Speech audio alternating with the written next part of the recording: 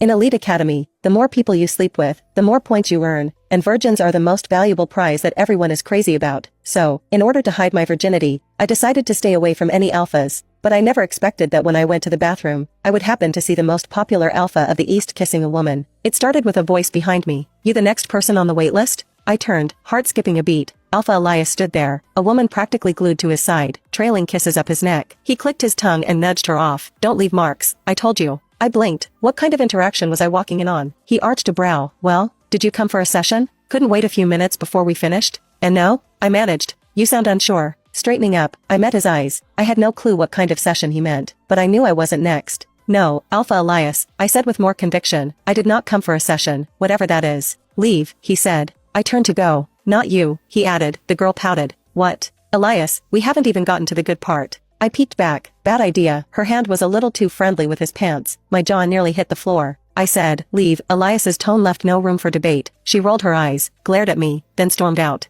I rubbed the back of my neck. My food's probably cold. I should. He moved faster than I could blink, suddenly inches from me, hand locking the door. "Move," I said, trying the handle. He quirked a brow. "Please?" I added. His expression softened for a second, then darkened again. He stepped in. I backed up. "So no session?" he asked. "I still don't know what that is." "This," he whispered, closing in. Panic flared. Our lips were dangerously close. I slapped a hand over my mouth just in time. He ended up kissing my hand instead. His eyes opened. He didn't pull away. Then his arm slipped around my waist, tugging me to him. I pressed a hand against his chest, but the space between us was practically non-existent. He traced my jaw. His eyes heated. I shoved him. He blinked, surprised. I scowled. "You smell good," he muttered. I slapped a hand over my scent gland and bolted, not saying another word. Back at the cafeteria, I dropped into my seat. "Where were you?" Tessa asked, mouth full. "Ran into someone," I mumbled, stabbing a cold steak. "Someone you knew?" I shrugged. "Not really, Alpha Elias." She choked. "What? Is that so shocking?" I asked, raising a brow. "You met him already?" She whispered. "Most students don't even see the alphas until the Ivory Solstice." "What's that?"